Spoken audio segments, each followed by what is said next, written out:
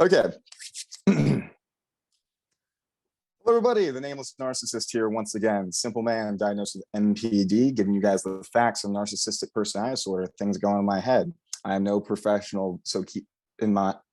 That's the first time I messed up my intro in years. I'm gonna keep that in. I'm no clinician, so I can only speak to my own experiences. But if you like this video, please like, comment, and subscribe. And we have a special guest here today, someone whose channel I have loved for, want to say, a really fucking long time. I was way before I even started my channel, and I'll give them a chance to introduce themselves. Hi, my name is Rebie. The channel that Jacob is referring to, or the Nameless Narcissist is referring to, is called Borderliner Notes.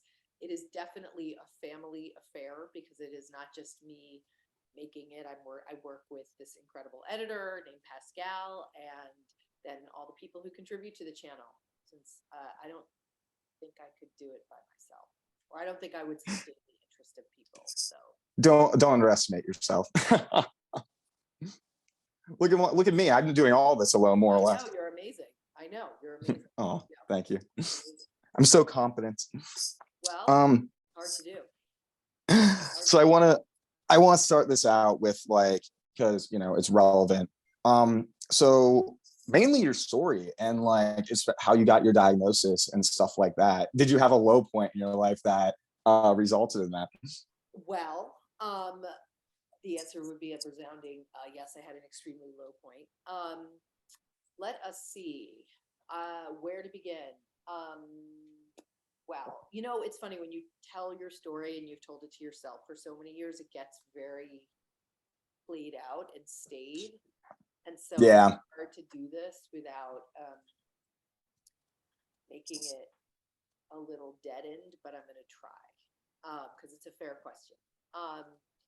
So my story is and I'll say, one last thing I'll say, I have to insert all these non sequiturs or these adjacent thoughts, is I also think that what can happen when you have a story that you codify and gets codified is, aside from it losing the resonance and the soul, you stop investigating the reasons for how that story happened or what it is. It just becomes this thing. Yeah. And so it's a little, I will speak the story, but it's sometimes I question how much I believe it anymore because it's become so fossilized. The emotion behind it is gone, more or less. The emotion, and I figured out the reason. So yeah. And so I believe them, and I don't, maybe they're, I don't know. So I'll try to give it a go, and we'll see if we come up with anything new. Essentially, I ended up having a very long-standing eating disorder. 22 years is what I calculated by the time I went into treatment at 34. 22 Whoa. years. I had spent, I spent 2/3 of my life with an eating disorder when I had gotten into treatment for it. So I was, pretty scared that it wouldn't remit because it had been such a strong groove in my pattern. Yeah. Thing.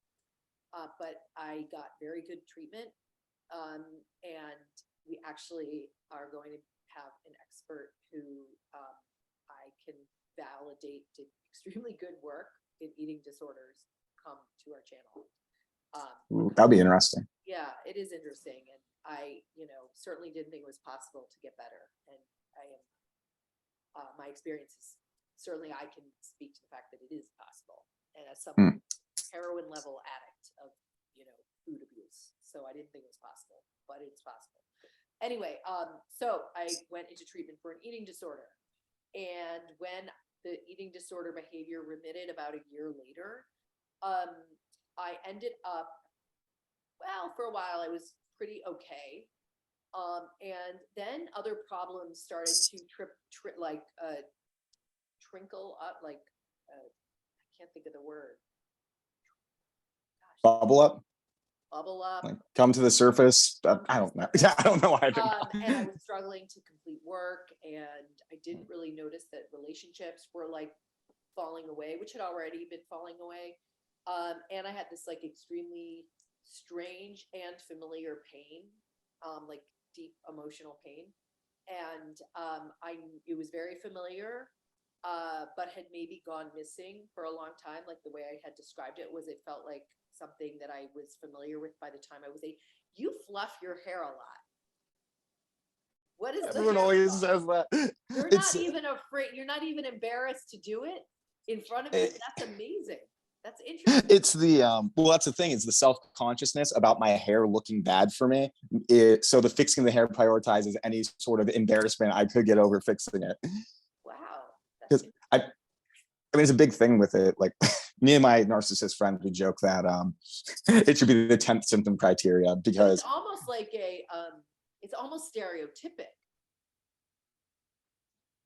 It is. It's almost stereotypic. That's wild.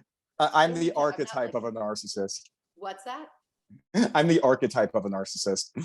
I guess. Well, that's archetype. That seems like behaviorally archetypal, but archetypal. But Archetypal. But it has this other effect, which is that I then get distracted, and so the connection between us disrupts, right? Because and so it's like an anti-intimacy thing. Also, like there's an personal component to that, what you're doing, right? In fairness, I have barely looked at you this entire Zoom call. I've been looking at myself, making sure I look good. Yeah. I'll see if I can actually turn off how I am, like me being able to see myself. I'm seriously, I think you're like a nice dude and all that. So don't get me wrong, but I'm like pointing out like this thing that that impact that has interpersonally. That's really interesting. I'm not hurt. It's not that.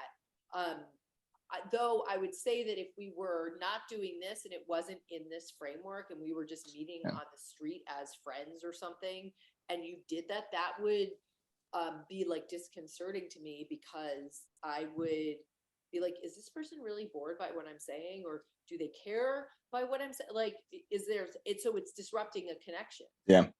Which would make you that's interesting time, right? If you're getting connections disrupted all the time. That makes sense. That makes a lot of sense. Shit, you just recontextualize a lot of parts of my life right there.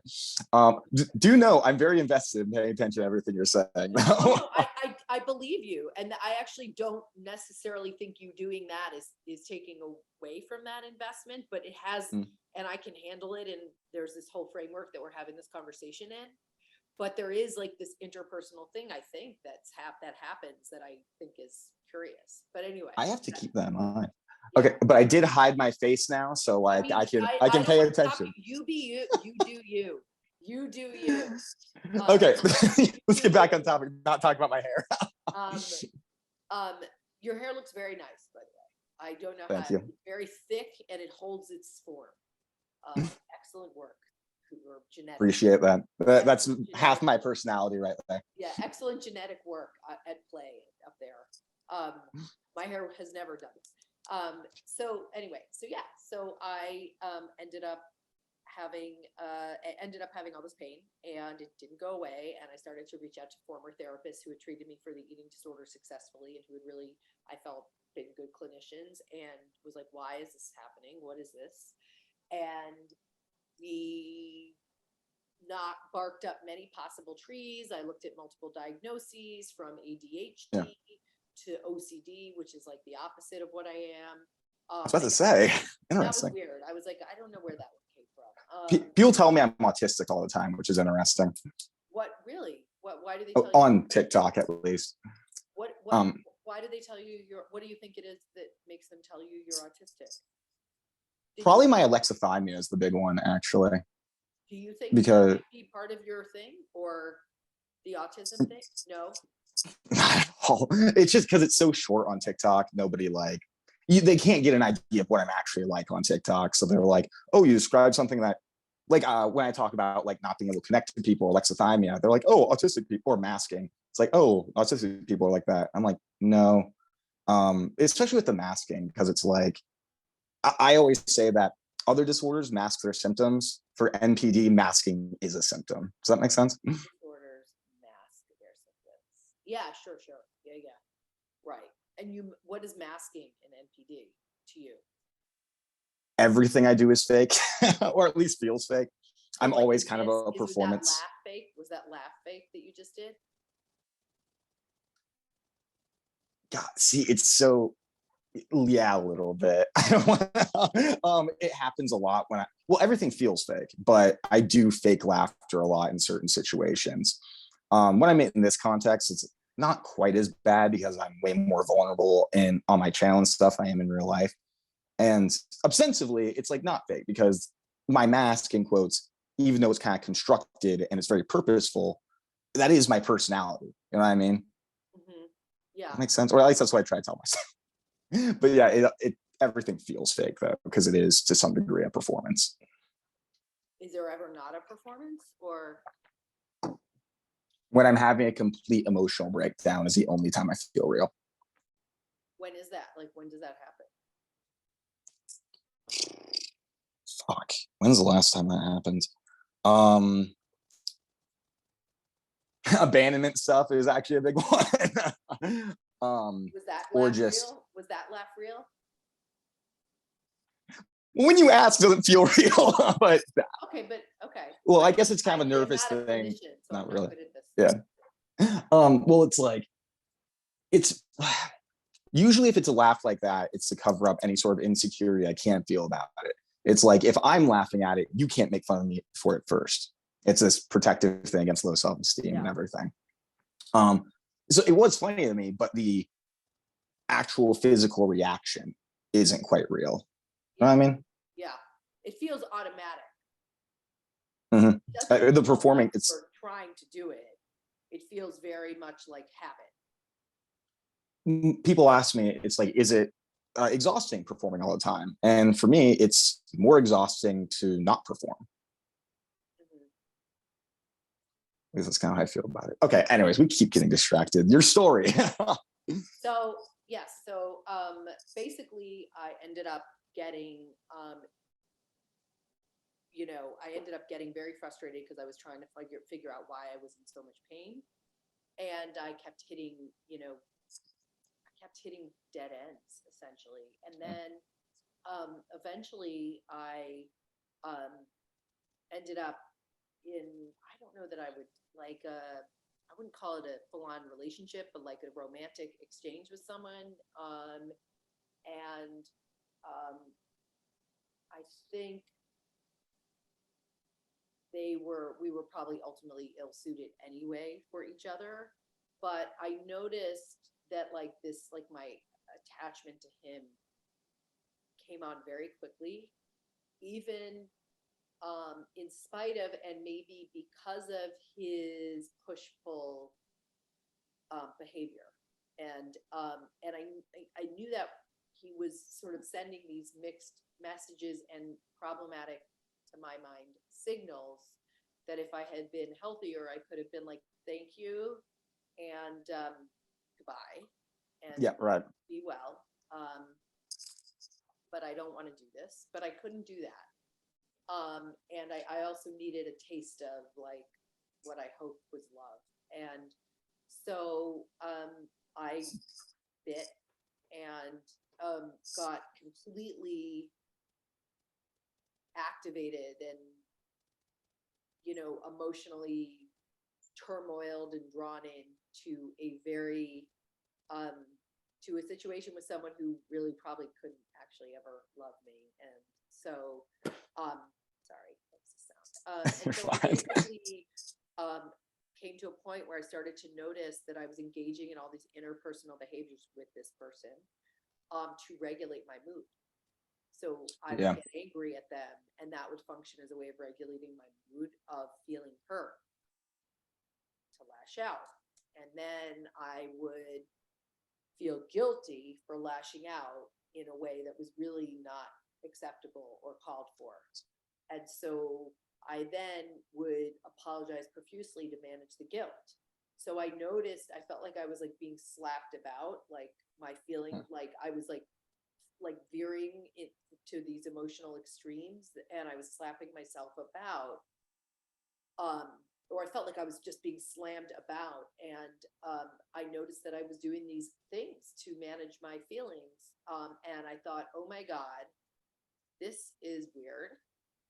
What the hell is this?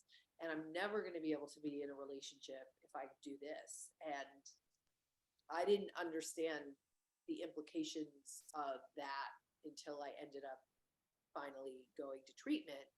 But at that point, I just said, okay, because I'd been on and off on this search for a diagnosis that I'd continued to fail getting properly assessed for, or the assessments never landed the correct label.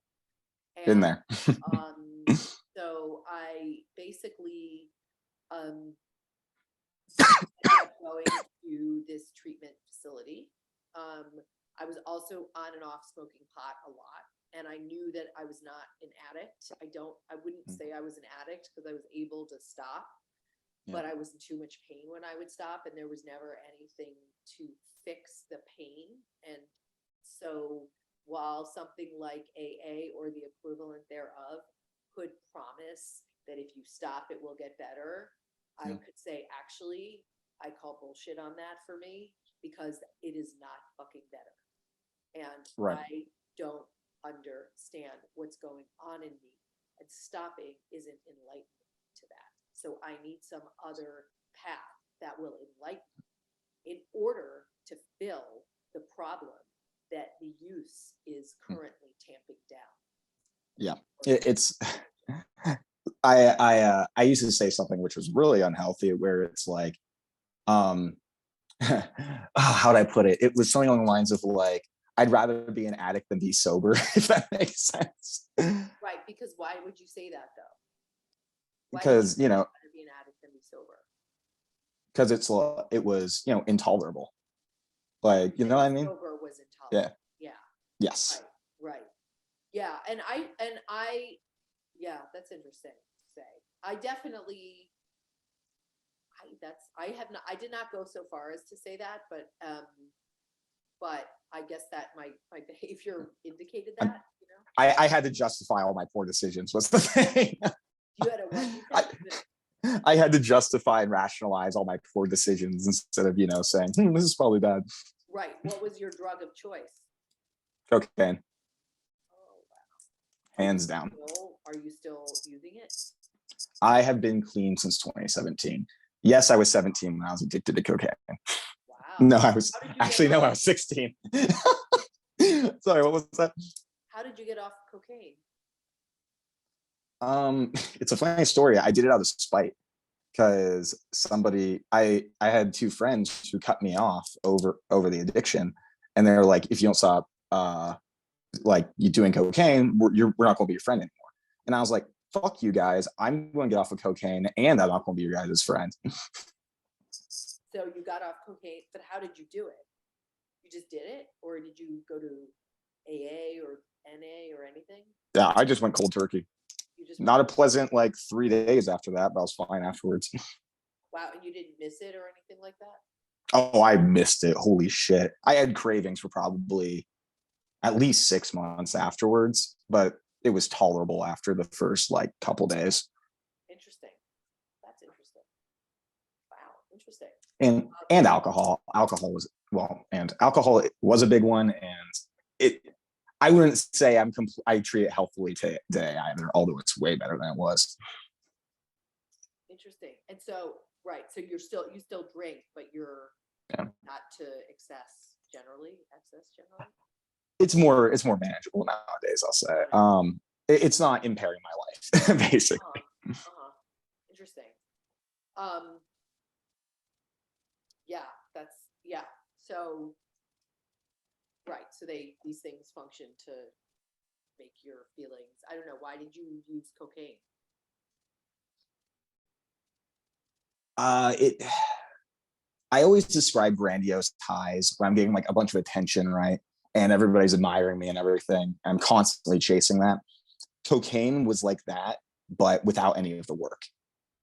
And probably more euphoric than that on it. And yeah, more euphoric than that. And it also enabled me to go even higher by being able to talk to people so confidently and stuff like that, and make them like me even more. So, and then the alcohol just quiets things down. Right. Anyway, sorry. Yeah. How did the alcohol quiets things? Right. Well, it's a depressant, really, alcohol, right? Which is opposite of a stimulant. I feel like. Well, it's interesting because it is weird when I think about it, because like, wow, how both those things appeal to me. But with alcohol, it does a similar thing because more confidence, but also and removes my inhibitions, which is fun. But as I'm talking to you right now, everything I'm looking at isn't so much what's it called? As I'm talking to you, it's not.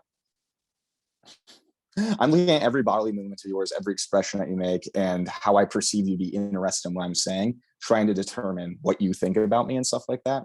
Oh, interesting. And alcohol kind of makes it so that doesn't rule my behavior as much. I see. So you're hyper aware or hyper vigilant, or like scanning for things and trying to read into.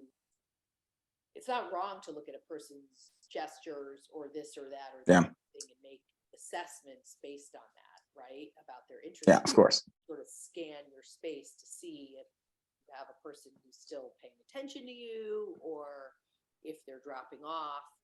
But there's some balance, I guess, to be had with that. So that's the issue. Spending time in the world doing that, right? I have a really good saying is that when I'm talking to somebody, I'm not thinking about them. I'm thinking what they're thinking about me 99% of the time. It's really funny. There's someone I can think about who I would have called like before I learned all the stuff I've learned and been exposed to what I've been exposed to. And I don't know that much either, let me add. But that I always felt that this person, when I was looking into their eyes, they were looking back at me and just seeing what they thought I saw them to be. Like the image of them in my eyes that they were constructing, not me. Exactly. And that's how I made most of my exes feel too, let me tell you. Interesting. Do you think it's possible that you'll be able to, do you want to get out of that? Let me write that down. I want to finish up your story and stuff at least, but we can return to that. Don't apologize. So anyway, so where were we? So basically, so I noticed that I was doing all these interpersonal behaviors to regulate my mood. And at that point, I was also smoking a lot of pot on and off again because I had just completely, is that a thing? Yeah, you're smoking for this. Okay. I'm a nicotine addict too. Is that a pen or is that a vape? Okay. So anyway, so I basically entered a program for addiction because I couldn't figure out where to go. And I thought, oh, maybe I have complex PTSD. I could go to a complex PTSD program. And so I called trauma programs, even though I didn't feel that my diagnosis was really one of trauma, but I did feel that it was something in my history that happened to me. I felt it was historical. And, but you couldn't go to those programs if you had like dirty urine, right? If you had drugs in your pee.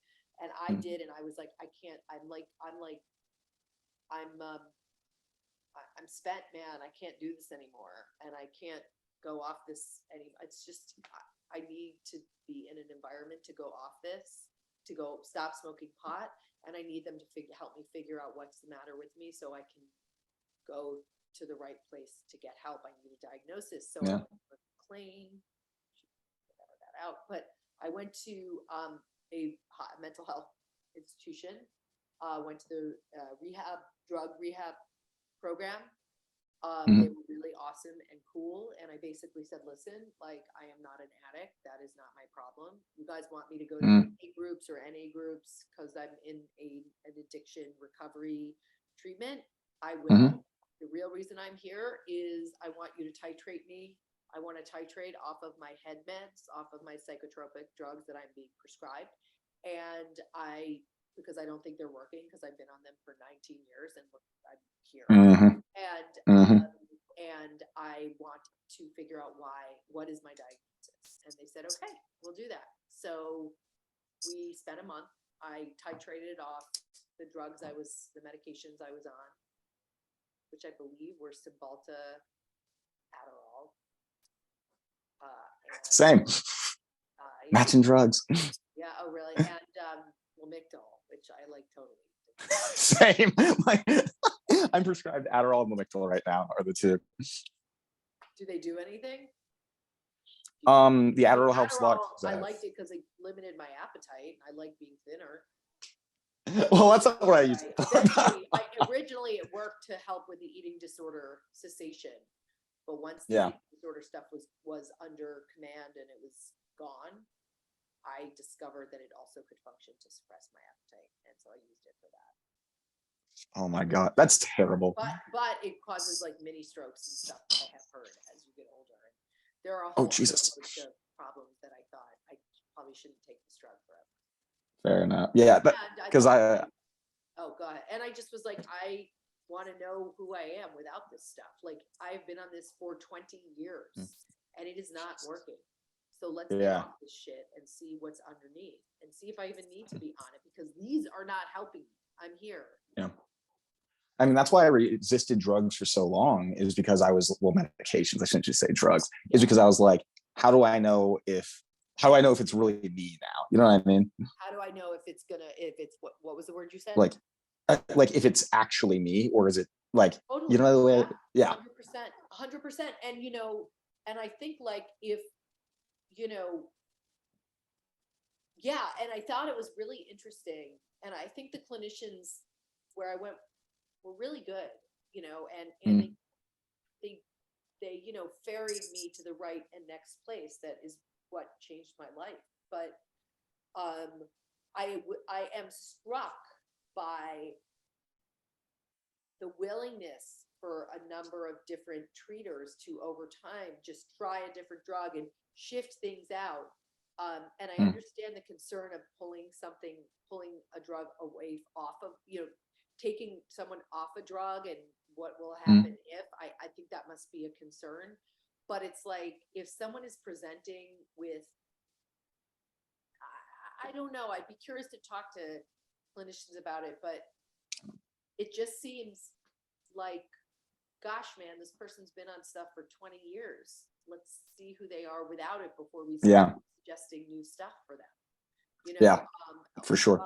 And I did actually see, when I ended up going to the following treatment place, which was specifically for people with a borderline personality disorder diagnosis, people come in on several medications, and they were very good about really wheedling and weeding out a lot of those. And sometimes fully people would emerge from the program without being on any medications anymore, or one or two, or, you know, but they really managed down the medication. And I thought, you know, that was quite rare. No, for sure. Of psychiatry. And there's a good article in the New Yorker by this writer named Rachel Aviv.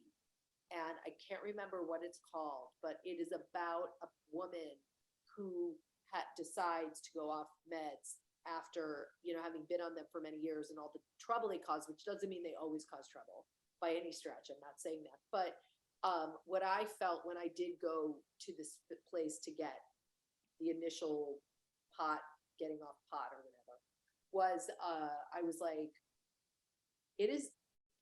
psychopharmacologists should be as trained in titrating people and taking them off the drugs as they are in putting people on drugs. Just as anesthesiologists have to wake people up as much as they have to sleep. That's a great analogy for it. Drugs out of your system and wake you the hell up without being, you know, knocked out.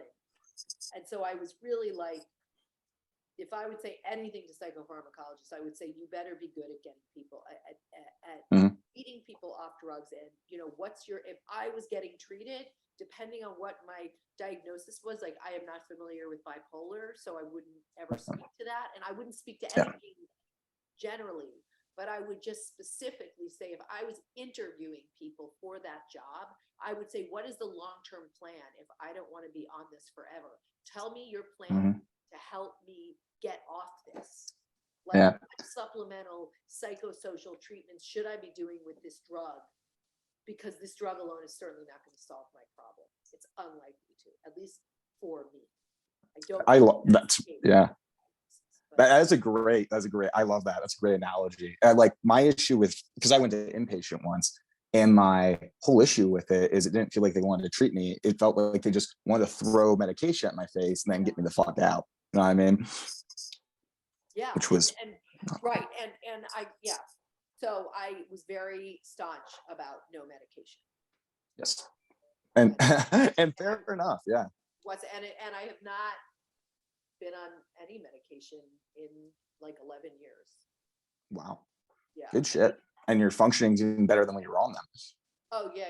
I mean, but I had a lot of psychosocial treatment, and I will say in terms of medication that when I did go finally to get treatment for borderline, while I was in the throes of sort of very active treatment at this residential treatment facility, where it is all about sort of giving you the tools to experience your emotions that you've avoided for probably much of your life. So you haven't built up the skin or ability to tolerate your feelings past a certain point. Then you engage in all these avoidance behaviors.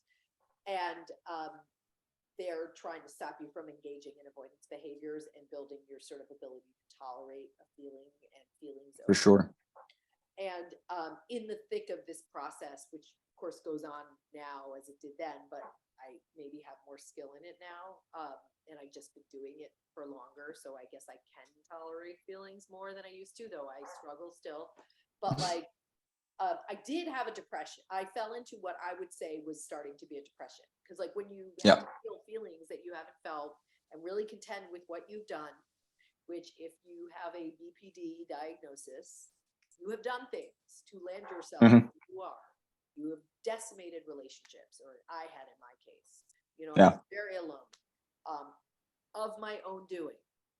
And that was on me. And so then you face that it was on you, because guess what? Yes. You avoided seeing that before. And it's so freaking painful, you know, and it's so scary, and it feels so hopeless. And I did start to fall into what I could tell was like a depression. And I then asked for drugs. So I'm not anti-drugs. I said to my shirt, give me that damn Wellbutrin. That shit works on me. Give me that fucking pill now. I'm cursing. But I was like freaking out because I did not want to fall into a depression. You know, because that's the thing. Not falling into, give me that damn pill. And I took it for a little bit. A few weeks. I think it vaguely worked. I noticed that it also tamped down my ability to feel certain things I needed to feel in the treatment I was having to try to get it out of the borderline problem. And so I then said, I think I'm good enough. It bridged me enough to get past this really shitty spot. Let's get me off it. Now I'm okay. Exactly. I think that's the healthiest way to go about medication. You can't go your entire life dependent on a substance like that. It should be like, not situation dependent, but like when you're kind of going through a rough spot, when you can't quite handle it on your own for a while, that like transition period is the most, in my mind, most apt. But I do love the, what's it called? The like, because I love separating the shitty behaviors from the disorder. You know what I mean? Because I feel it's such a slippery slope for people to blame the shitty behavior on the disorder itself, as opposed to them like actually taking responsibility for it. I always say like, I'm the one that, like, yes, I'm a narcissist. I'm the one that chose to hurt people in meeting the goals of my narcissism. You know what I mean? Absolutely.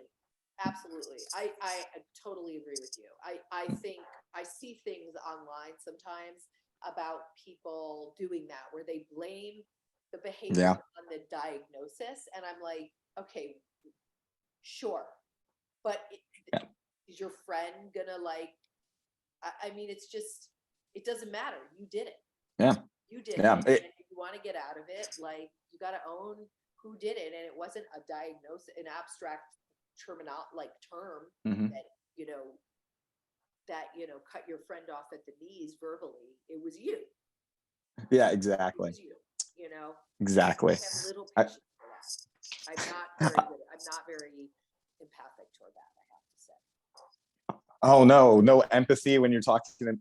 No empathy in front of a narcissist. I care so much. Yes, but there's challenges to that we will have on our channel, but that you are not incapable of empathy.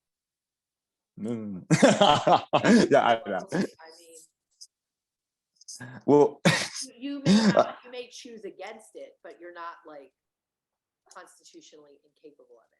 Like you could. I think that's another. We can bring up another that later as well, because that's an interesting conversation. Like conceptually, what is empathy and the capacity for somebody with my condition to actually experience it. One second. Okay.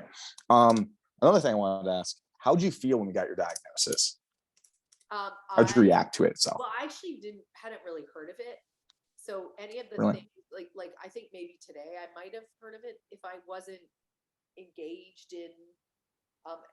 I had heard of borderline only because I had read, but I didn't associate the name with having read a piece of Marsha Linehan's book. How many years? 6 years before I ended up getting the diagnosis. So I did, and when I read a piece of Marsha Linehan's book, I must have read a piece of it that said something about how people with BPD become like stalkers, and maybe I read the cutting, which I was not a cutter, not been a cutter. So I was like, that's not me, that's not me, that's not me. Yeah. But it was the associated description that I didn't identify with from reading like 2 excerpts. I didn't even remember that. And when I mean, I did then link it, but I was like, oh yeah, I obviously didn't read like the sort of breadth and scope of what the diagnosis means for me to have that kind of a reaction. So I had no associated stigma with it. I didn't even know about it. I didn't care.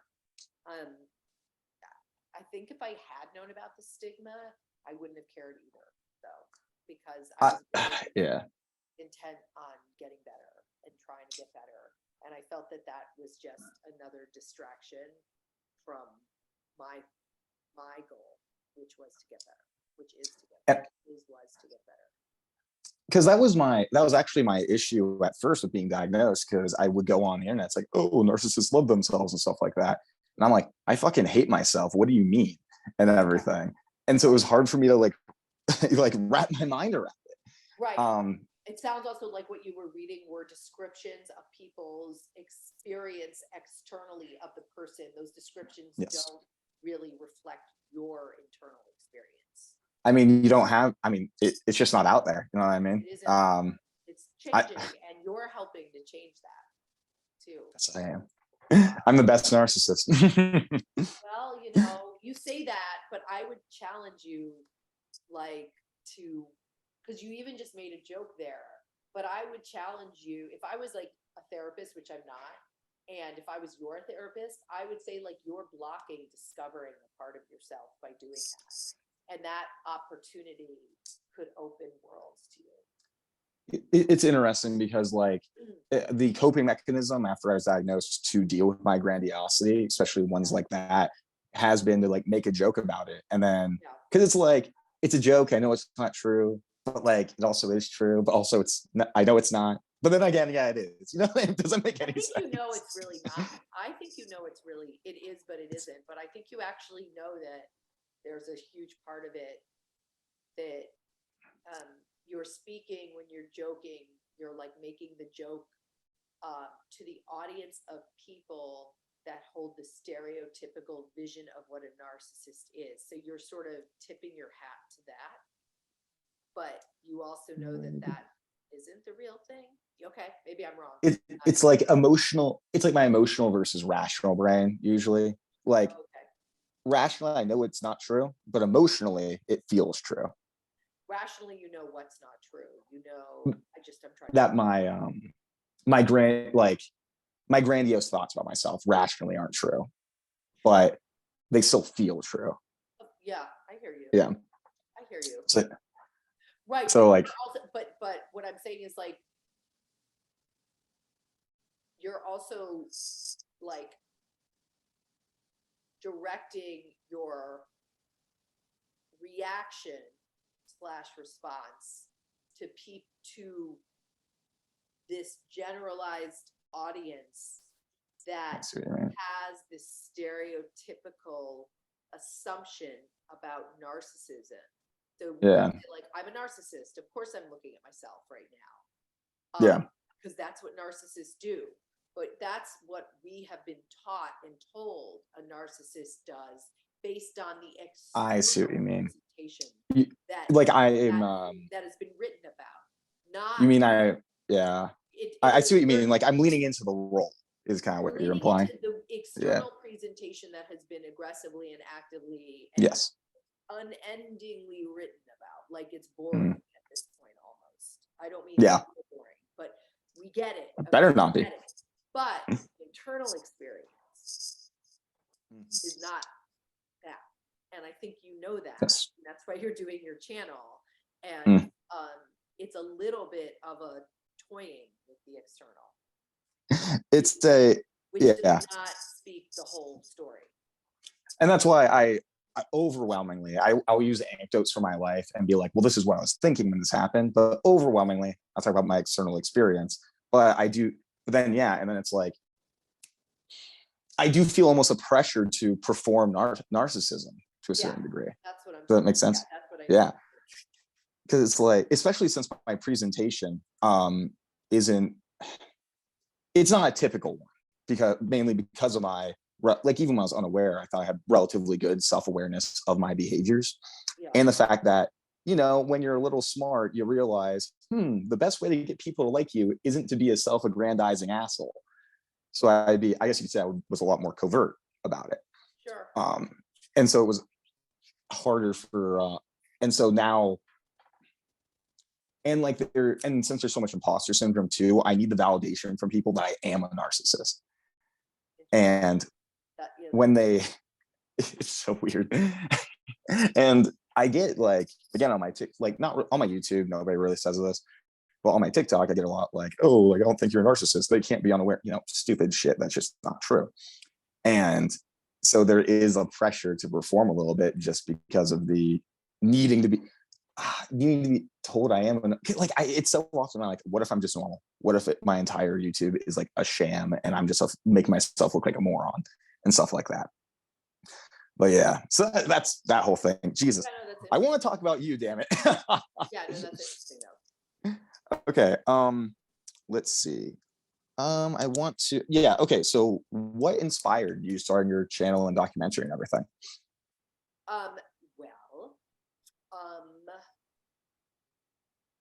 What inspired me to start it? Yes. I should also just say that I think you asked right. I told you how I felt when I got the diagnosis. I was just that just because I think that's I felt like I was just glad to have a diagnosis that fit. And I was very happy when I met my therapist, who I thought, oh my God, she is going to help me access this feeling world that I have, that no one this thing inside, this pain inside me. I don't know how we're going to get there, but she's like, we're going to work our way.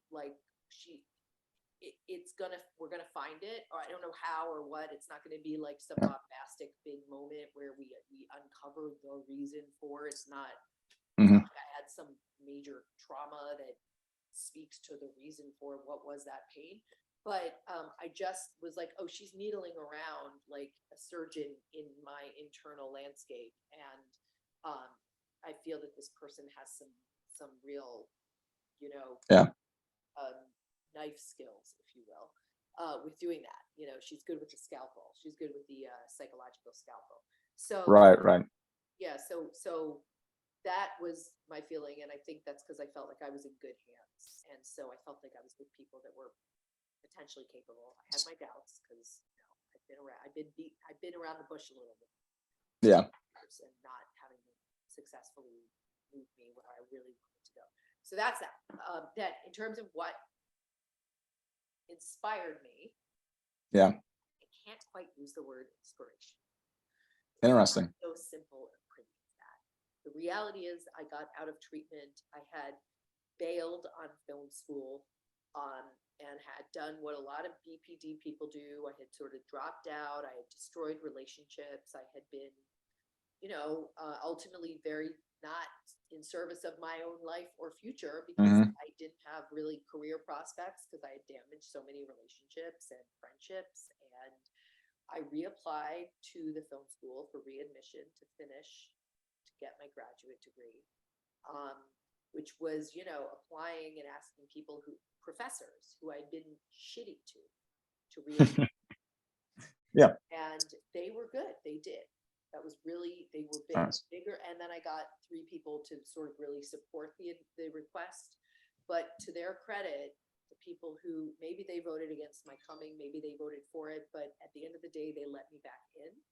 And I had to have a lot of like appreciation for that.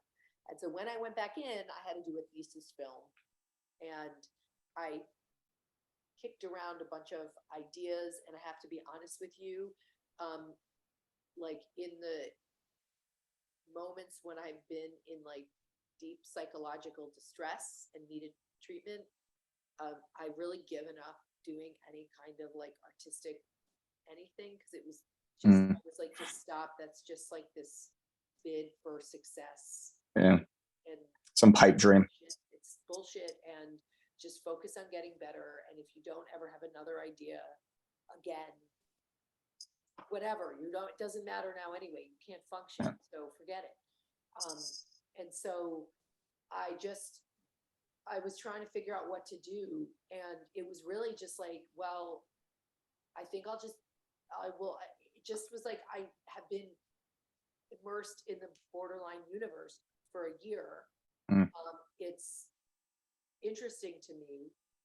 I also don't have that many other ideas, and I have access to this world, and I understand it. And so it was really a practical decision. It was not some high and mighty inspired decision, which was, because for me, when I've had those in the past, my grandiosity that gets associated with those ideas makes the task almost impossible and ungrounded. Yeah. And that was a really honest answer, honestly. I'm like, it makes a lot of sense, but it was a great plan to make the world better at all. It was like, what can I do? It was just practical. It was practical. And my Interesting. goal when I made the film was don't burn bridges and finish. Gotcha. Interesting. So something really good. I just was like, stop doing that, Rebie. Just stop that shit. Knock it off. Huh.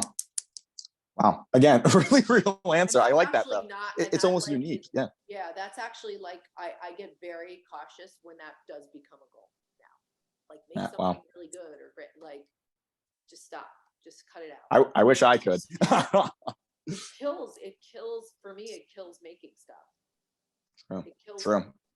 And there's a bunch of pressure associated with that. It's pressure, and it makes it dead before it's had a chance to like find itself, and just whatever, just do. The chances that you're gonna meet with external success and make money at this are like so slim. If you want to go make money, like you should have done something else. I don't know. Yeah. It's just like. So I think it's like a combination of just getting like age actually, and just accepting a little bit more of who I am. And, you know, I used to think I was going to have to be some like major success in life to like externally with those measures of success to like be okay with myself. And then when you're not that, it's like at a certain point you have to just like, well, that's just, if you're chasing that for your whole life, and what a waste of a life, what a waste of an experience of like, I don't know, enjoying the moment that you see your friend or you hang out with this person, because you're always chasing this abstract idea that this thing is going to make you feel like fulfilled or whole, or like valuable or valued, or, you know. Man, navigate that still, but like I'm not sure if I was ready to hear all that. Oh no. Well, I also just find like creatively it kills a creative impulse. Yeah. It's like the spark of the passion, pleasure. Yeah, it kills it. And it's like, for that alone, it's worth me being like, knock it the fuck off. Interesting. God. Again, really real. God damn. That was a really good answer. Okay. one thing, because I asked a couple of people like, oh, when we're talking to her soon, what do you guys want to know? Stuff like that. I should have asked a little bit earlier because it was like 2 hours before this call. But a good one I got is, to you, what does remission look like? Gosh, I just filmed something. Remember, where there was a divide between remission and recovery, I think. Mhm. I don't want to say the name of the clinician, because I don't want to bastardize her words. I'd rather have her speak for herself. So I'll just translate it, and I'm not trying to plagiarize. Yeah. I just don't want to wrongly associate dumb thoughts with her if my thoughts are wrong. So that's why I'm going to say what I'm going to say.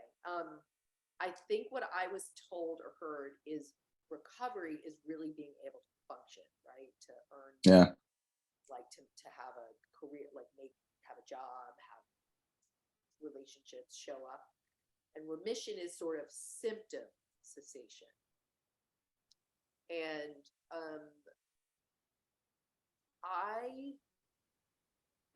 I think I'm more recovered than remitted at this point. Interesting.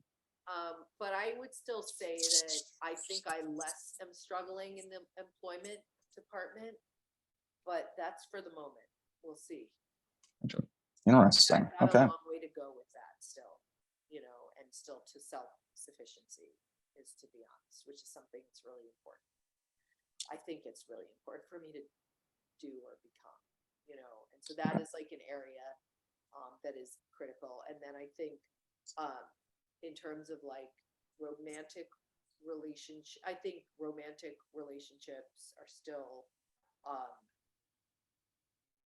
working on that still. I mean, I've been quote unquote in a relationship for 10 years, but I don't know that it's the person. There's, we may not stay together. And, I've been half in, half out the whole time.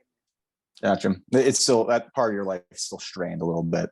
It's still strained. And I don't, it's taken me, I have a lot of like fear to leave it. And like, I just, that's a hard, but I think that, so that I think is where like pathology still lives strong, and I'm fighting. I hate using the word fighting, but I'm like, I'm in a struggle with it. Yeah. Because that's something I always talk, whenever I talk about remission, I'm always like, it's the unfortunate part about remission at this point is that it's not really about, it's a chronic disorder, personality disorders. We're always going to think like this to some degree. It's being able to handle those symptoms and apply them in a constructive way to, function and stuff like that. And I think a lot of people forget that. It's like, I'm always going to be a narcissist. That's not going to change. I can only change my behaviors to reflect a more healthy lifestyle and hopefully connect a little bit more to other people. Right. Okay. But like, and but then even if I get really deep into that recovery and remission, it's like I want to have flare-ups of my symptoms because I still think like this. Yes, though I do think, like, I think there's like parts of me. I'm someone who's quick to pull the trigger. I'm in my, I'm faster than maybe the average person to anger. And that got me in a lot of trouble in life. So I'm careful about it, but I am still working on that. I'm also, I would say, working on like,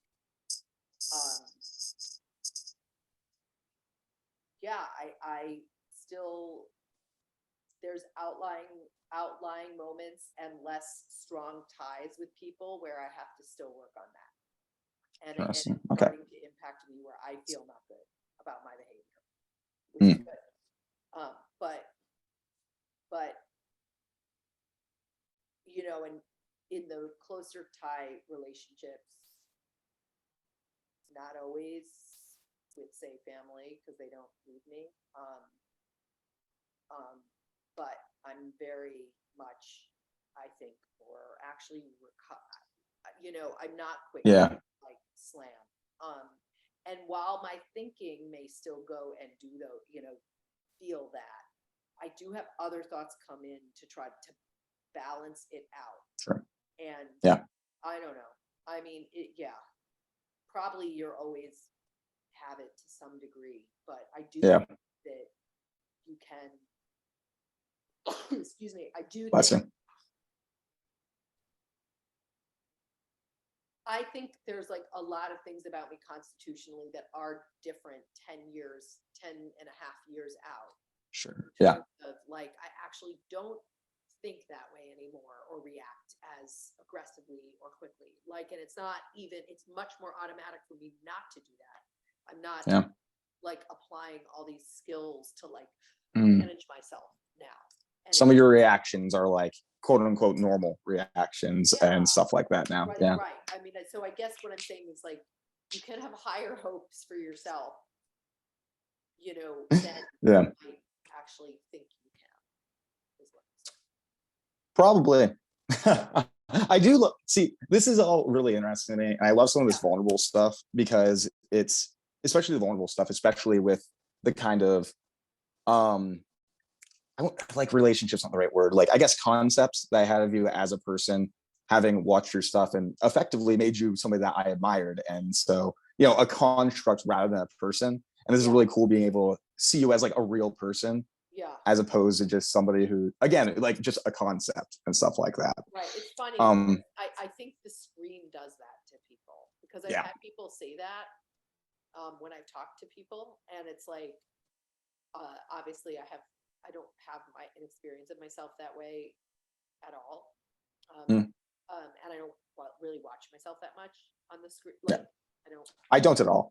So, I'm too self-conscious. I don't really have that. So it's interesting to hear that, and I found that fascinating. And I think it has to do with like just the experience of a screen. Honestly. Maybe. Yeah, I don't know. Like it's maybe a combination of that, and then the people that are going to go to the channel to Borderliner Notes are inherently people who struggle with things like idealizing and devaluing. Yes. So 100%. people might be more prone to idealize me or devalue me, one or the other, as opposed to having a more, I'm not trying to like fluid, a more fluid view that has, I'm good and bad, like every, I'm hardly, I mean, I obviously had a few problems or I wouldn't have landed where I landed. Channel right.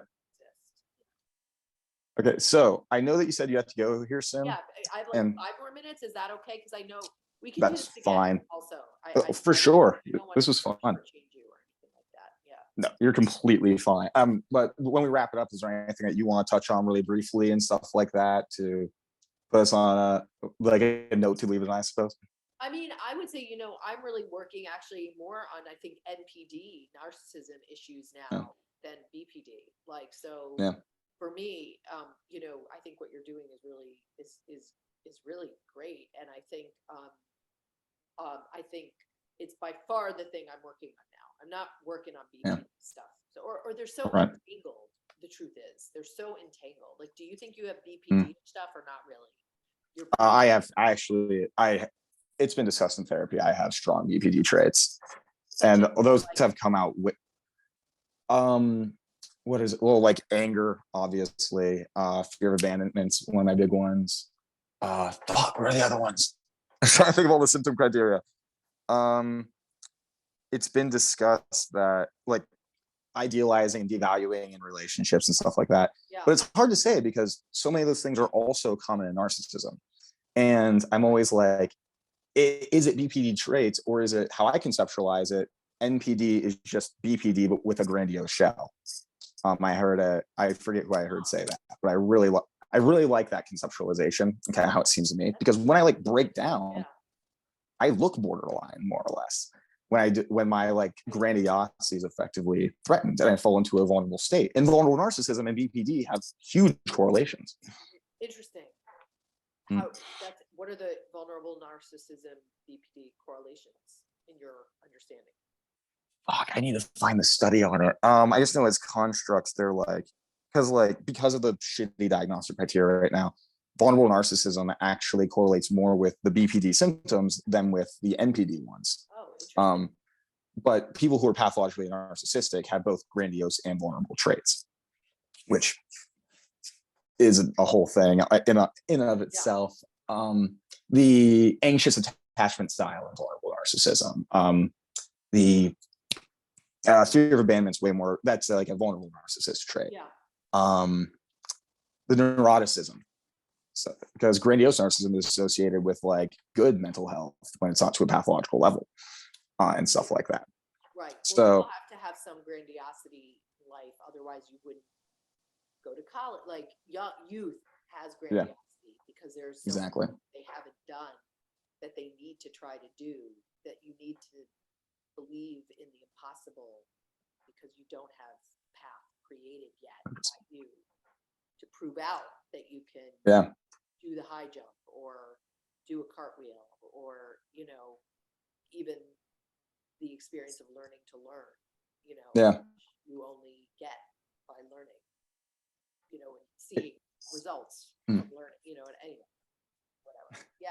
So, so I would just say, actually, like I, you know, also have veered down the narcissism path, and we're doing it on our channel, you know, partly because I think it's deeply misunderstood, and you know, partly it's very much for my own selfish reasons of, you know, that's your own growth that I'm much more focused on now for my own. I wouldn't call that selfish though. I think using it as a combination of education and as a vessel for your own growth. I mean, your growth is going to affect other people positively, right? You would hope. I mean, you know, yes, yes, yes. I suppose so. You know, it's such a far like divide between yes, you know, or it's mostly like if you find people that can explain things to you well, or if I do, and they like illuminate my way of seeing something in a way that's like that's really helpful. Then I think, wow, this has mystified me for so long, and this person holds keys to things that I have not found other people hold keys to, and you know, maybe I'm not the only one out there who is looking for this set of keys, and so and we can put them on my channel. Those aha moments that like my viewers love that like the most about my channel, because I'll be in the middle of a video and I'll be like, oh wait, guys, I gotta go. I realized something. Or like I was what was a good one recently where I was like criticizing people who would live extravagantly, right? And I said how I prided myself on stoicism, and I sat there for a second. I was like, fuck, that's envy. Oh god. Because it is to some degree. Yeah, that's amazing. That's amazing that you realized that in that moment. That's so cool. It's really, I mean, it's really cool because it's like people get to see my growth in action. Do you write? Like scripts? You write. Do you write? No. Like creatively, or? Yeah, just you write. I used to a while ago. I don't really do it so much anymore. What I'm wondering is, the reason I'm asking you that is I get most of the discovery when I write for myself. Interesting. That's my vehicle to do that. It's not like I'm using it for that, but it's like this it's a place that I can go to do that. I wonder if for you this medium does that for you, is what you're saying. That's really interesting. Oh God, yeah. Your version of what is writing for me. Yeah, right? I get to externalize my internal monologue, and honestly, because a big part of it is I'm thinking what the comments are going to be saying, what people are going to be thinking about me, and it kind of encourages me, instead of being stuck in these grandiose patterns, to challenge myself more. Oh, fascinating. Because it's like people, because I know that my narcissism is something I have to work on, and that's what a lot of people not want to see, but I guess do want to see it. I hope that makes sense. And since I'm not like, because I was just like brood in my head being like, oh my God, that fucking person betrayed me. Like I'm right. I'm a genius and they're idiots, whatever. Right. And I don't have to like hide in my own head. I'm not being forced to challenge that and hide from the realities of the situation. Yeah. But when I'm saying it out loud to other people, I'm like, wait, that's fucking insane. Yeah. Right. One other question I have for you is, what's your end goal? If dare I say, like not end goal, but I mean, what do you like? you spend a lot of time thinking about narcissism, right? So it Yes. sounds like you're invested in trying to get yourself better. Am I right or no? Oh yeah. What's So the end goal of my why do you want recovery, to get yourself or better? Why? Who cares? For what? so I guess nowadays it's weird. Because at first it was almost a pride thing where it was like, I want to be the healthiest person. And as I went into this more, I talked to more people with similar conditions. I talked to clinicians and stuff like that. I eventually realized how much of the human experience I miss out on. That this inability, especially like I always focus on the inability to connect to people because that's haunted me my entire life. I remember I was talking with my friends literally in high school, and I don't remember what the conversation was. I was like, "Oh, I'm always lonely," and he was like, "What do you mean? You have more friends than anybody I know."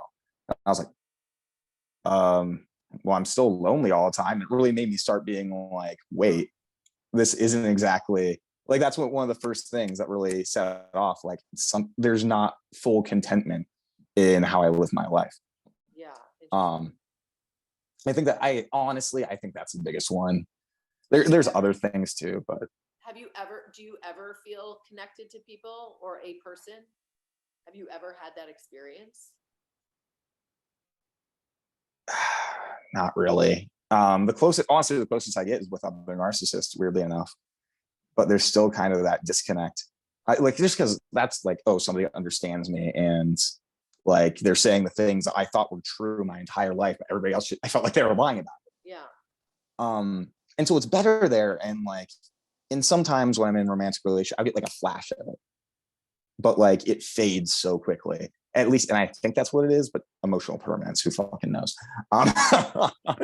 But yeah, I know that I've never connected to somebody like other people do, is what I'll say. You know that you never connect. Say it again. You know that you. I've never connected to somebody the way that other people do, I guess. Right. So you sort of have this inkling that is the case. What is the thing that gives you? I'm going to go in like 2 minutes, but That's completely fine. I really want you. What is the tip off for you that tells you that you have not had an experience that many people have vis-a-vis connection? Like, how do you know that to be the case? How they talk about the other people, how they can be invested in the people themselves, if that makes sense. I see. Like and I always thought people were faking it for so long. Like the amount of care that they express and how they want to treat that person because of that care. And I'm always like, I don't think I've ever felt like that about somebody. Wow. Just wanting to do something for them, which is weird. I get to explore it more now because of this channel, accidentally helping people. And I'm like, oh, that was a weird feeling. I don't want to deal with that right now. That's interesting. That's like, wow, that's okay. That's all so interesting. I mean, fascinating. Thank you for sharing that. Yeah. Of course. That's what I'm here for, right? I mean, thank you for coming on. You're fighting to get there. It sounds like you really are. It does sound. I'm trying my best. And again, thank you so much for coming on. It was, I was honestly honored by it. What's that? Oh, well, thank you. No, I'm so glad you reached out. Of course. Yeah. So I'm going to do my little exit speech really quick. And then I'll hit stop, and then you and I'll finish just one thing. Awesome. Okay, go ahead. Exit. Okay. Your exit it's like, take your fucking meds. Goodbye, everybody. Is that your exit? That's all. It's good. It's my, oh my God. Completely unrelated to everything I was talking about, but want to know something really funny? Sure. I don't know if you remember this, but I started another project related to Cluster B like way before I started this channel, and I actually reached out to you and you replied, but I got too intimidated. I don't remember. When was that? Fuck, that was a while. It was probably around this time. It was during the summer of last year. I forget what I call it, like the Cluster B experience or something. Me and my borderline friend were making a podcast. What did I say in the reply? I don't even. You were like very positive. You were like, oh, like, can I see like some clips of what you guys are doing? I think that's really cool and an interesting format. And like, why is it called this was basically the question and stuff. And I was afraid to reach out again because I'm like, oh my God, what if she remembers I humiliate myself? I doubt yeah, definitely think I probably wasn't thinking that. It's really funny. I mean, if you like, and the funny thing is the first 2 videos on my channel are actually part of that, that first project, but I never, How come you shifted to Nameless Narcissist? I had a falling out with the girl. So it was like someone you were doing this with, and then yes, got it. because it was me and a BPD friend. Was she a girlfriend? Just a friend. Just a friend. Yeah, Okay. Are you still falling out with her? Yeah. Yep. Yeah, wasn't. It was a really cool format, I thought. A BPD person, MPD person talking in a podcast style. Yeah. Yeah, that's interesting. I think it's hard to collaborate, and it's hard to do 50-50 partnerships. I think that's hard. So I think that even if you were like not cluster B, whatever, I think it's still hard. Yeah. It's hard. It's hard to decision make when you have to 50-50 split. Exactly. You don't move because each person has equal weight. It's can be very slow, I would think. Exactly. That's why I think this format's way better for me. Yeah, it's on my terms. You wanted to ask someone for permission. Yeah. Except for my viewers, that's the. Yeah, but it's different. You know that. I know. It's totally different. But yeah. Anyways, I just had to share that story. I thought it was funny. Your exit greeting? Because I gotta go. Oh, that was it. Oh, I already did it. Yeah, that's fine. Well, I guess I'll do it again. Fuck it. All right, go ahead. If you like this video, please like, comment, and subscribe, and take your fucking meds, please. There you go. All right, I'm stopping. Oh, that's funny. All right.